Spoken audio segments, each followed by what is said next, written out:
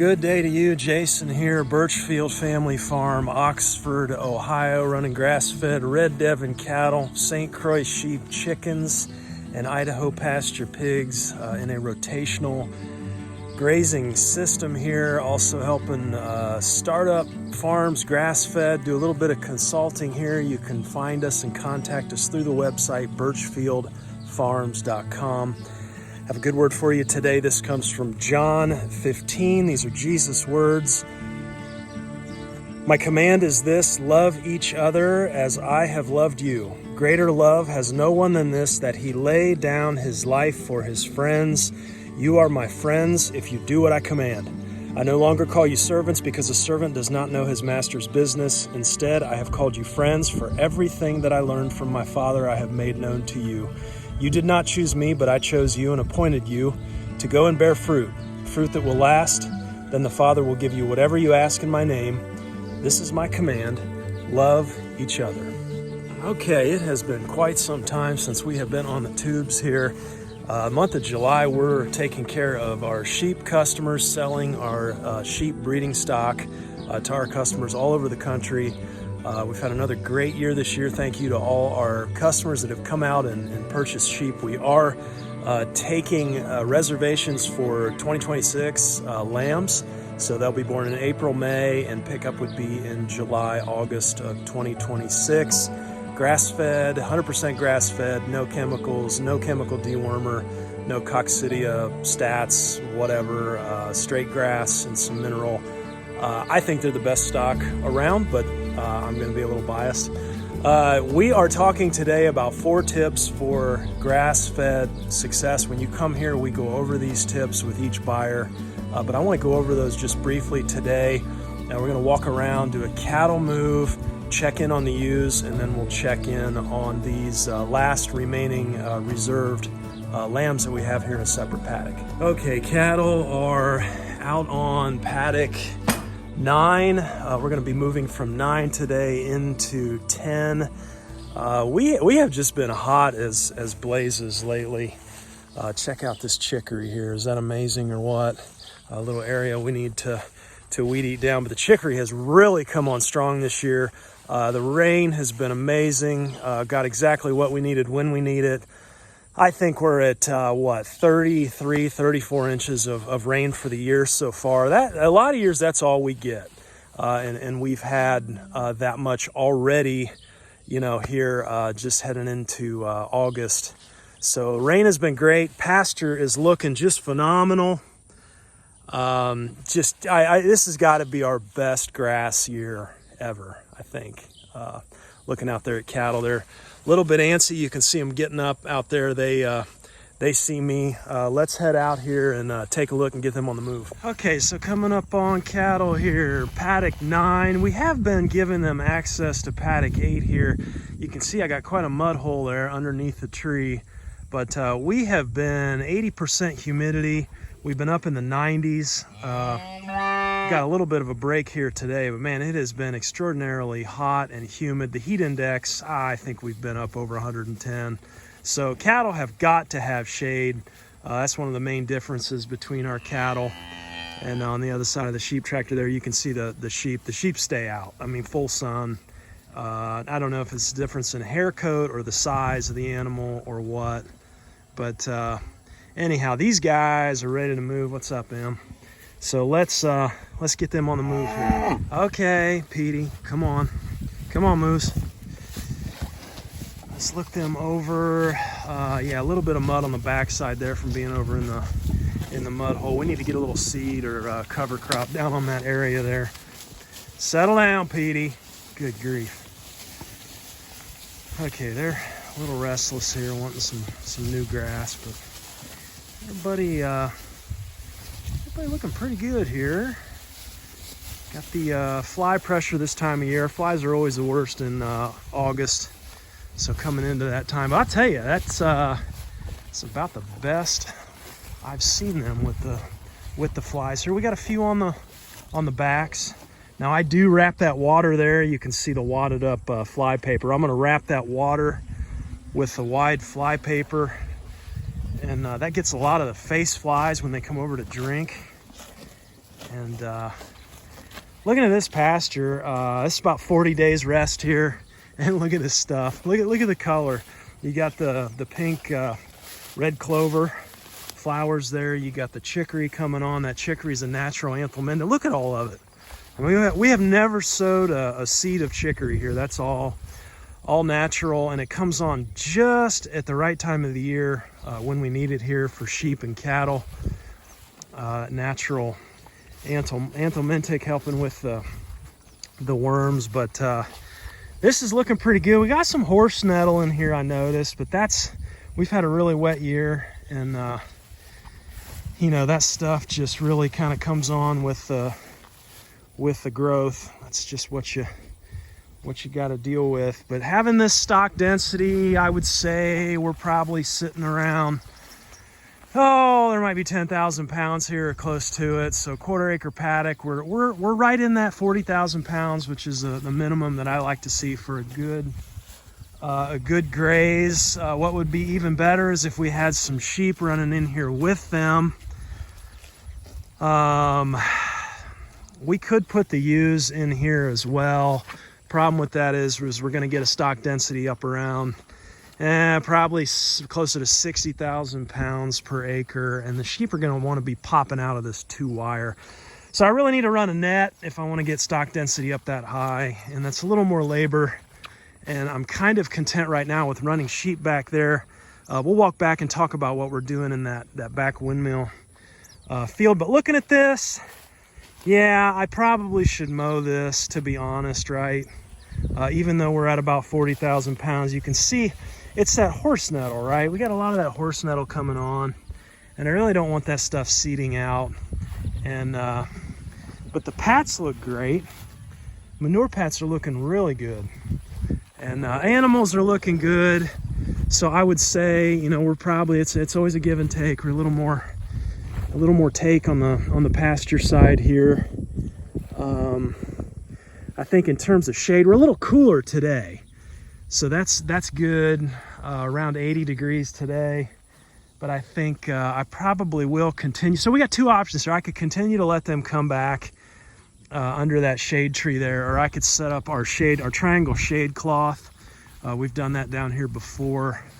Problem with the shade cloth is when we get high winds and storms. We've been having just about a storm a day roll through, that it'll rip that cloth right off the posts if we get high winds. But that's something we could probably do today. And then the advantage to that was we'd be able to leave them in this paddock and close off these other ones and let that spot over there recover, get a little bit of seed down. And that might be a good fit. What do you say, big boy? Yeah, he's doing great. Little bit of fly pressure right on the top of the back there where he can't get to with his head or his tail, but that's pretty normal for this time of the year. Yeah, he's looking good, aren't you, big boy? Huh? Yep. All meat.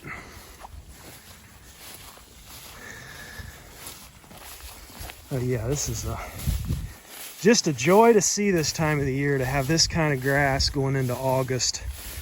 Not always typical. I think it was last year we're dealing with the drought, and tell you just never know anymore.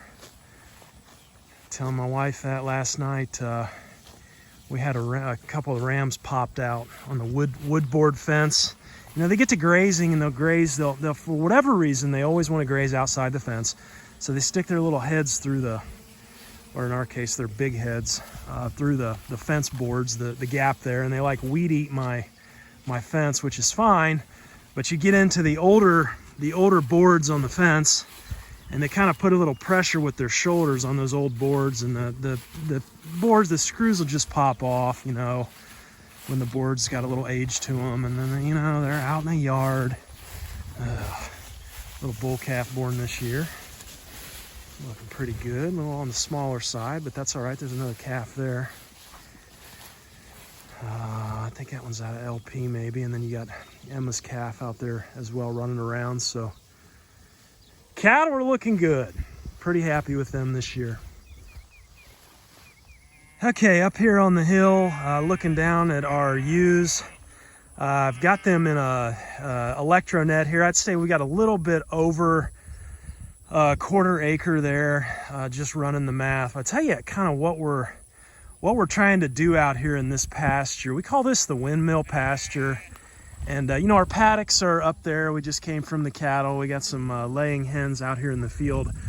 But on this windmill pasture, you know, it goes all the way out. The corn there is obviously not ours. That's the property line. And then we go all the way back at the tree line. And then we go all the way around on the other side of the red barns there. And so it's a pretty big pasture.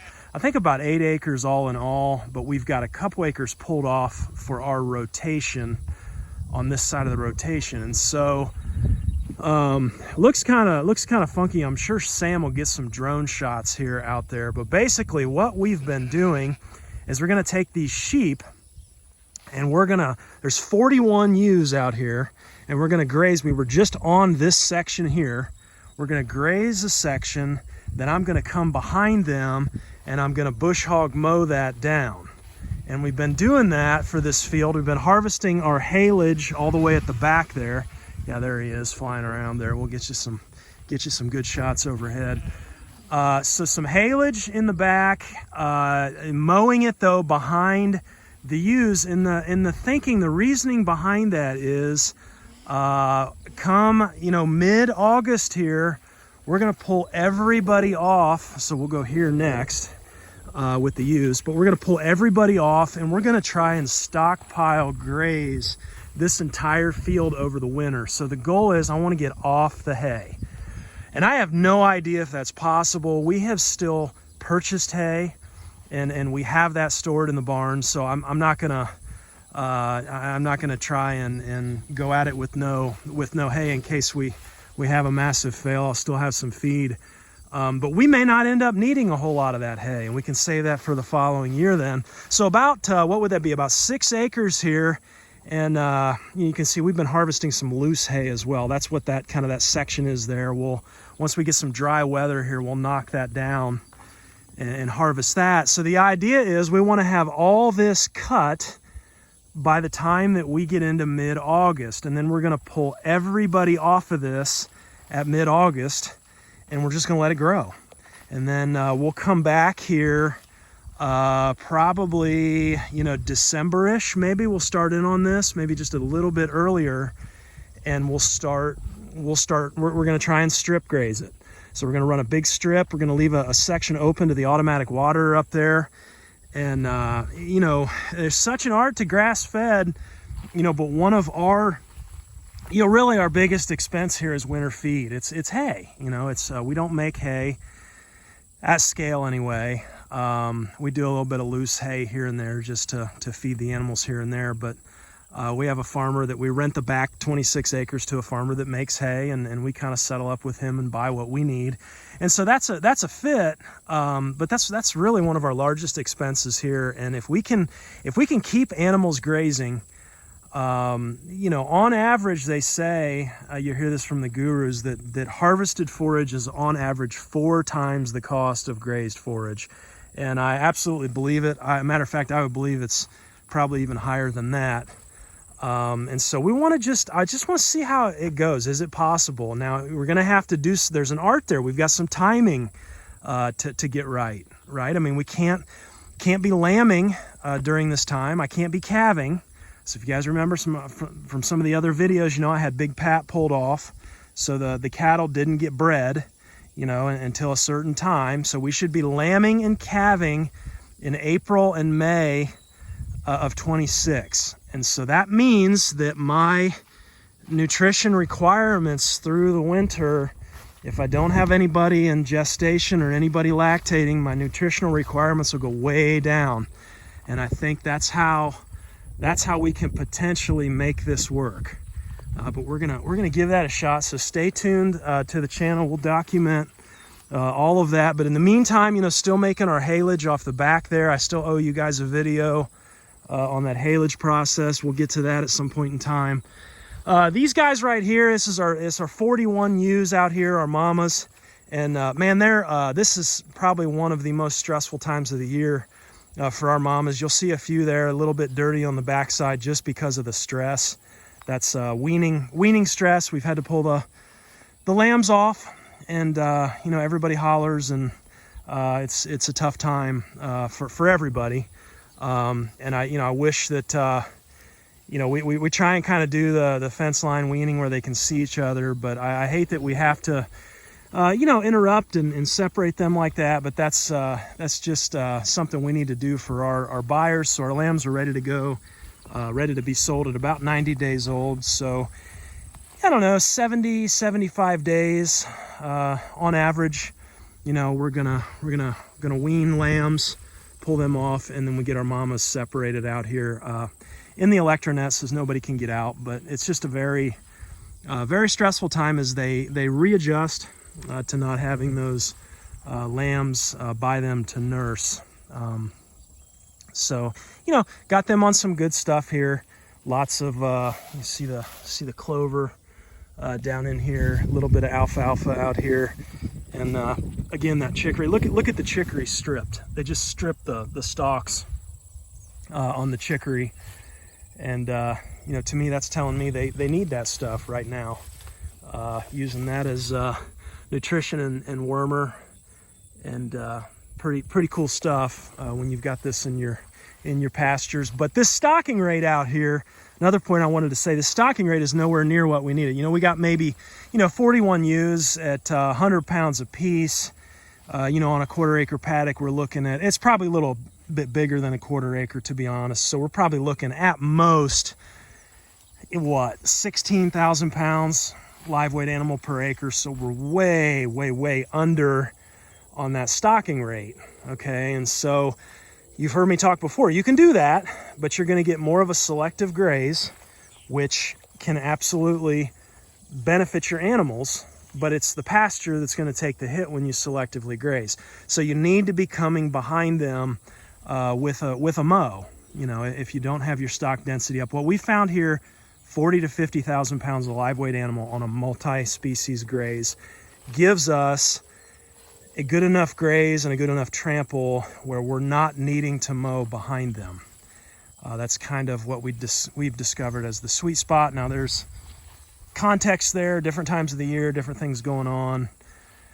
At weaning here, I don't want these guys in with cattle on our 2-wire system because they're going to be popping out trying to get back to their little lambs. So we really need them separated. We need them in a net that's electrified, keep everybody together. It's just the way it works for us. Okay, and as I get their water set up out here, that is my tip number 1, grass-fed success. This is our first thing on our sheet that we go over with new buyers. When we sit down and do our paperwork, it's the most important thing I would say for these guys right at the top of the list is a source of clean water. A lot of people, you hear a lot of folks, misconceptions out there. You'll hear, well, cattle and sheep, livestock, they're not like us as humans. They can drink dirty water. They can drink out of nasty, ponds and such. And they can. That's absolutely true. They can. But what happens when we do that a lot of times, at least in our area here, because of all the farm chemical runoff, you're going to get into a situation of high nitrates in the water. And we dealt with that on this windmill here and that well. You guys have heard me talk about that. The farm field there, just Frankenstein crops, fill in the blank, whether it's beans, corn, wheat, whatever. It's all, they need chemicals to grow it. And those chemicals, that runoff comes right down here into that shallow well. And we learned the hard way one year. Also learned the hard way with Berkey water filters. And I didn't intend to talk about this today, but be careful with your Berkeys. Berkeys do not filter out nitrates. They don't. And it's right on their website, which I don't know. Some of their marketing showing people pulling water out of ditches and the nasty ponds and everything else. I think that's kind of false marketing, but they don't. It's right on their website. They don't filter out nitrates, so be careful with that. So a nice clean source of water. What happens if your livestock are consuming high nitrate water? Well, for us, you're going to eliminate some stock. basically is the way it works. That's the only year we've ever had pink eye in the sheep. We lost a few lambs that year, switched our water source back to clean county water, and never had another issue. Now, the interesting thing, when we were consuming the high nitrate water, what happened? Well, vet came out, took a few samples, and let us know, hey, your sheep are wormy. You need to treat your sheep. And I'm going, okay, well, we've never done that, never had a problem. Well, that's the way it is, And so if I hadn't have been questioning, we probably would have started a chemical regimen back then, and we'd probably be on the chemicals now. But we kept digging, kept asking questions, and finally realized the only thing we had changed was our water source. And so we switched back to clean county water, and we have never had an issue since. So Scott Bowdridge out of West Virginia University, they've now found a link between parasite resistance and the immune response or the immune system in these sheep. And some pretty interesting stuff that they've discovered there. And so, if you're having trouble with your parasite resistance, maybe it's time to ask some deeper questions on, okay, what could potentially be weakening the immune system of my stock and making them susceptible. I think, it's this way in us. It's a healthy, functioning immune system is required, obviously, for us to stay healthy. But I thought that was interesting that there's a direct link there between the immune system and the immune response and the level of parasite resistance in our livestock.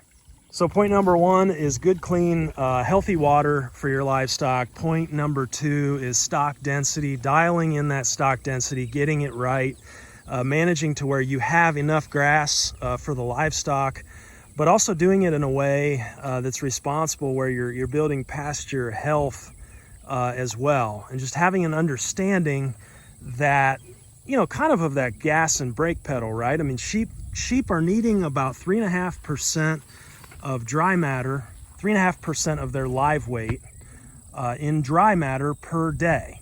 So that doesn't sound like a whole lot, on a 100-pound sheep, 3.5, 4 pounds of dry matter a day, but this pasture here is probably 70% moisture. Okay, and so you kind of have to be able to calculate, well, how much live weight do I have, and what do I need in dry matter? And then there's some numbers there on, dry matter per acre. I think it's Jim Garish that says around 300 pounds of dry matter per inch per acre of pasture.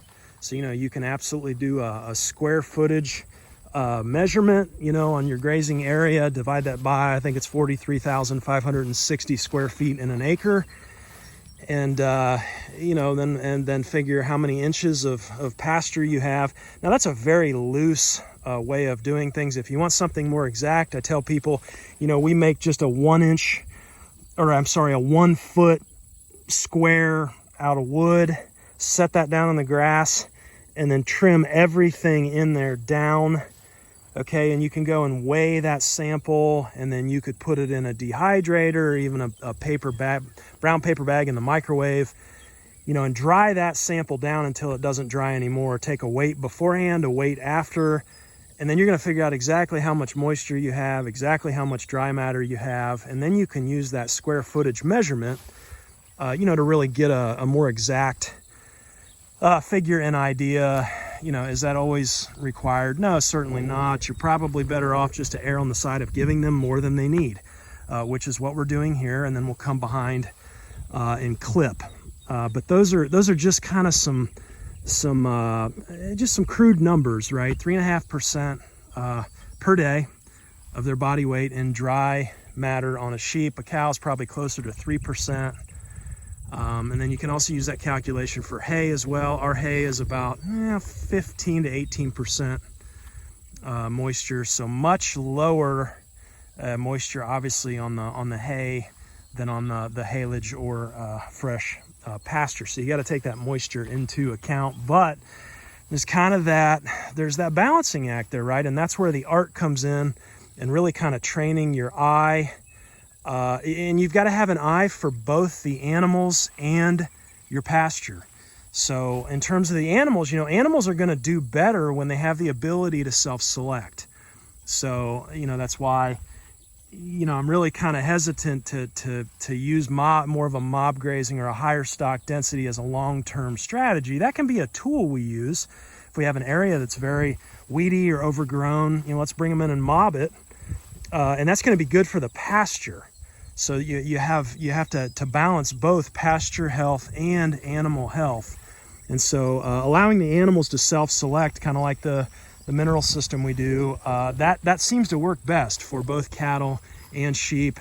Giving them a bigger area is going to promote their selection and promote their health, but having a stock density that's a little bit higher, that's where you're going to get the pasture health and the pasture management side of it. And so there's a sweet spot there, in my opinion.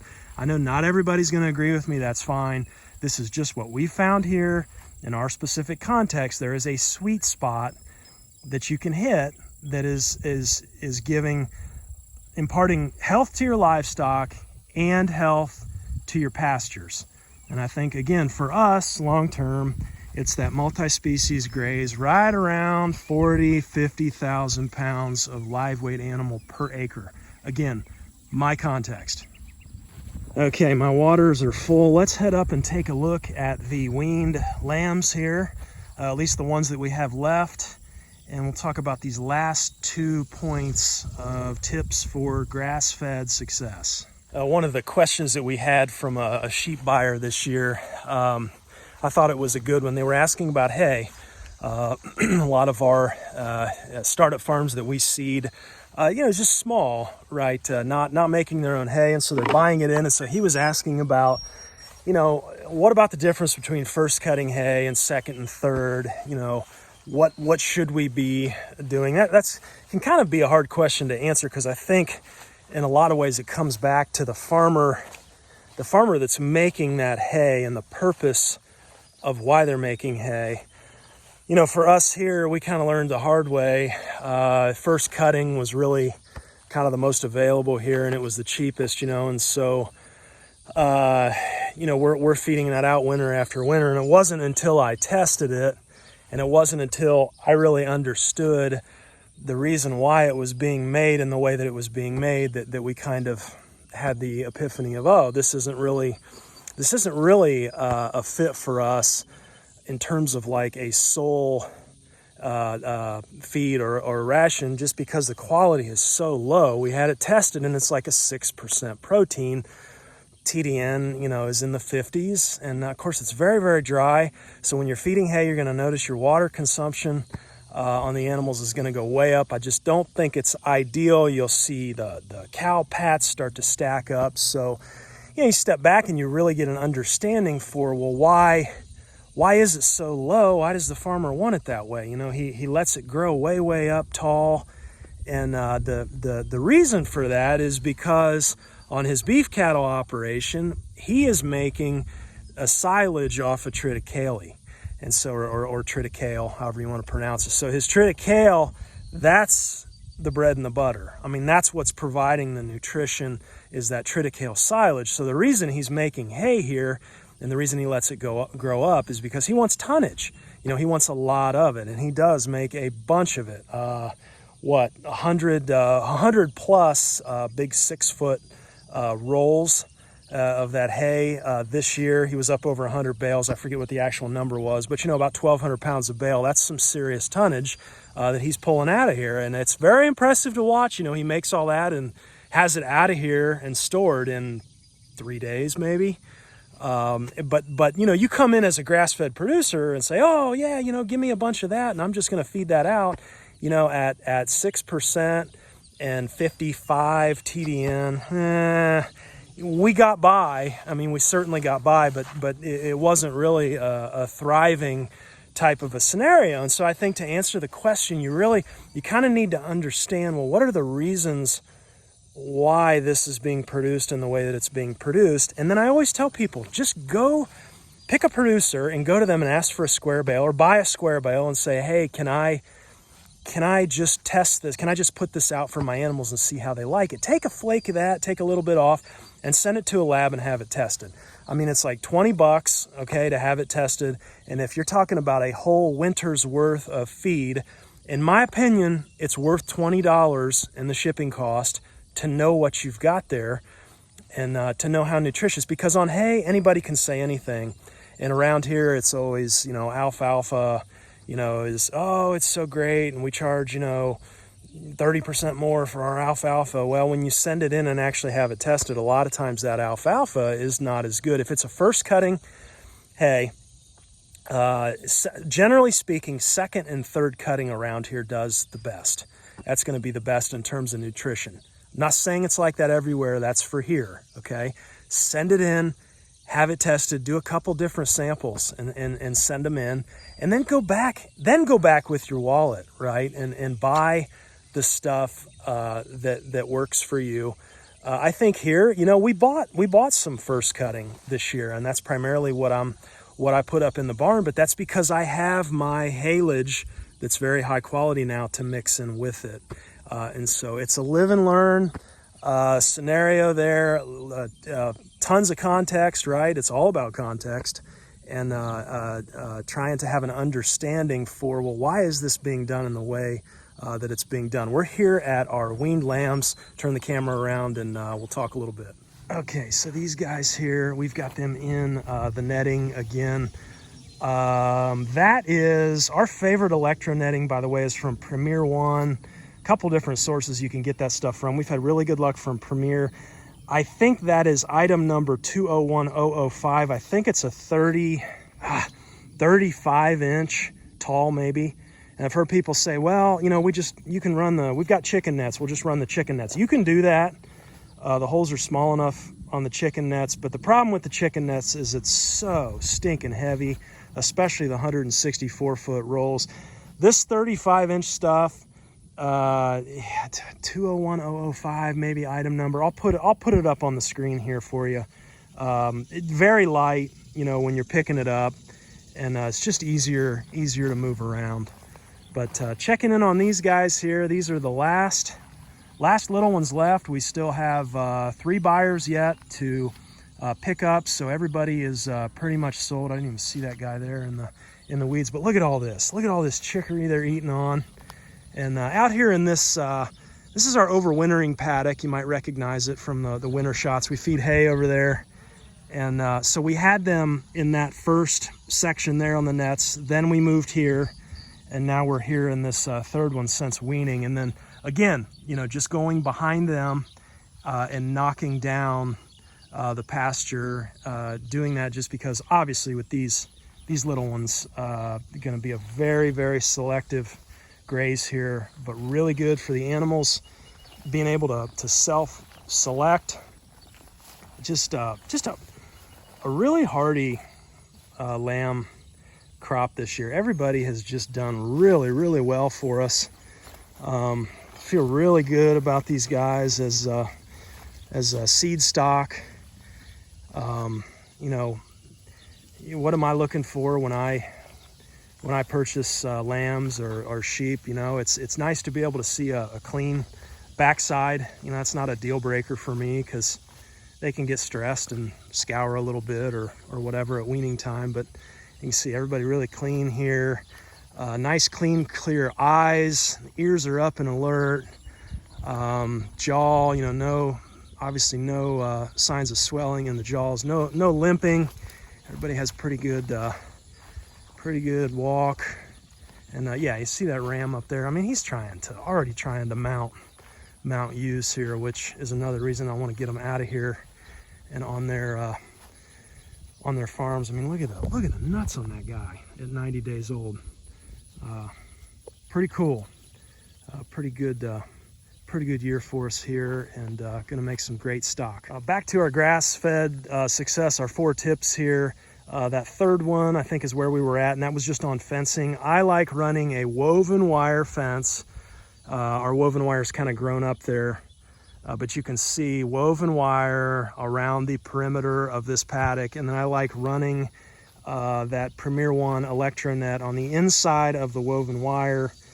You know, this just keeps them contained. You know, this time of the year, especially like right when you wean, these guys are going to be hollering at mamas. Clear out in the field, mamas are hollering back. Everybody's stressed, so they're all trying to get back to one another, and you got to have a way to keep them apart, mechanically speaking. And so electrifying, I always tell people, if you're going to use the netting, it has to stay hot, it has to stay electrified.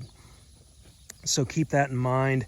We've got a wire that runs across the inside of the fence, and so right over there I have this netting. This netting is just alligator clipped to the hot wire, and then I have a controller on my phone that I can turn the electric on and off to that controller.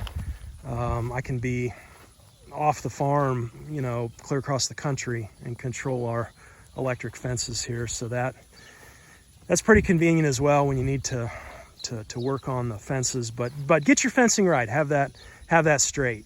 And so those first 3 tips there: clean water, stock density, have it dialed in, have your fences right. And then the 4th and last tip here is for grass-fed success is just having a mineral program that works in your context and on your farm. Here we like using Free Choice's Free Choice mineral system. We're kind of in process right now of building a few new minerals.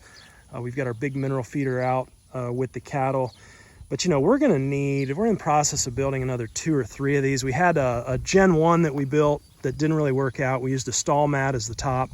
I think you really have to use the 2 or 3 ply conveyor belting for the top. I think really works best. And so we're dialing that in. If you cannot afford Free Choice's mineral program with the 20 different minerals to let them self-select, I do recommend, and we're not affiliated with them, and I know they're a little bit bigger, but we have used Fertrell's Sheep NutriBalancer. We have used that mixed mineral in the past. I know it's not anywhere as good as the Free Choice letting them self-select, but if that's, you know, if resources are an issue and you kind of just need to start somewhere, you know, maybe you don't have the mineral feeder built yet or ordered or whatever, just put a little bit of Fertrell's Sheep NutriBalancer. Look at them. Speaking of balancing out, look at them hitting that chicory. Isn't that cool? Just getting exactly what they need there. And that's what I'm talking about, you know, letting them have the ability to select somewhat. And in this time, you know, I want these sheep going to buyers. I want them going to buyers in tip-top shape and condition. And so we're going to let them self-select a little bit more. Err on that side here of getting what they need, putting on weight, and then getting them nice and healthy to our buyers. Is he a beauty or what? What's up, buddy? Getting some chicory? Yeah, he's loving that stuff. Yeah, that's a 90-day-old ram there. Anyhow, those are going to be my 4 just basic tips when you buy sheep from us. You know, we sit down, we go through a purchase agreement, and we go over. This is one of the papers we go over. Right? Nobody's leaving here without a basic understanding of our stock and grass-fed sheep and lamb and what it takes to be successful. There's only so much I can do here as one producer selling, and we believe deeply in these sheep and their potential to provide other families and communities with a healthy source of grass-fed meat. I am honored to be seeding these other farms around the country. If we can help you, please get a hold of us. Taking reservations for 2026 already. I'd say we're probably half booked already.